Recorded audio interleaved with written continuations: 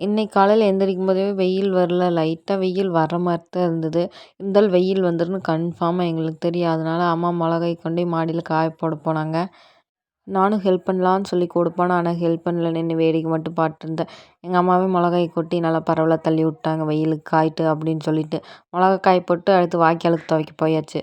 ரொம்ப நாளைக்கு அப்புறம் இப்ப தான் வாய்க்கால்ல தண்ணி வந்திருக்குது. அதனால வாய்க்கால்ல தண்ணி வந்தாலே ஃபர்ஸ்ட்டு எங்க வேலை என்னன்னா வாய்க்கால்ல துவைக்க போறது தான். துணிக்கு சோப் போடு இடையில இந்த மீன் 2 என்னை கடிச்சிட்டே இருந்தது. கடைசியா நான் துணி துவைச்சு மேலே ஏறுற வரைக்கும் அந்த மீன் விடவே இல்ல. கால போட்டு கடிச்சிட்டே தான் இருந்தது. ஆனா அது நல்லா தான் இருந்தது. கால சுத்திலும் அப்படியே புருவுருன்னு கடிச்சிட்டே இருந்தது. அதுக்கப்புறம் துணிய துவைச்சுட்டு வீட்டுக்கு வந்தாச்சு. வீட்டுக்கு வந்து துணியெல்லாம் காய போட்டதுக்கப்புறம் நல்லா வெயில் வந்துருச்சு. நேத்தே மோர் மிளகா, சுண்டைக்காய் எல்லாமே அரைஞ்சு மோர்ல போட்டு வச்சிருந்தோம். சுண்டைக்காய் ஒரு நாள் ஃபுல்லாக மோரில் ஊற்றினாலே போதும்.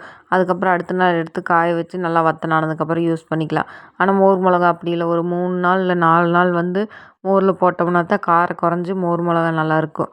என்னன்னே தெரில. எங்கள் வீட்டு ரோஸ் செடி ஃபஸ்ட்டெல்லாம் தழையாமல் இருந்தது. இப்போ தழையுது. ஆனால் அதில் ரோஸ் வரும்போதே மொக்கெல்லாம் ஃபுல்லாக கருகியே வருது. என்ன உரம் போடுறது என்னன்னு தெரில. உங்களுக்கு ஏதாவது தெரிஞ்சால் மறக்காமல் எனக்கு கமெண்ட் பண்ணி சொல்லுங்கள். அதுக்கப்புறம் ஆஃபீஸ்க்கு மோர் கொண்டு போகலாம் அப்படின்னு சொல்லிட்டு மோரில் உப்பு போட்டு கொண்டு வரத விட இந்த மாதிரி கருவேப்பிலை, 2 பச்சை மிளகா, கொஞ்சமாக சீரகம், ஒரு 5 ஸ்பூன் தயிரை ஊற்றி உப்பு போட்டு மிக்சியில் அடித்து அது கூட கொஞ்சம் வாட்டர் ஆட் பண்ணி ஒரு பாட்டிலில் ஊற்றி எடுத்துகிட்டு போய் குடித்தோம்னா மதியத்துக்கு நல்லாவே டேஸ்ட்டாக இருக்குது. அப்புறம் மார்னிங் பிரேக்ஃபாஸ்ட் முடிச்சுட்டு வேலைக்கு கிளம்பியாச்சு.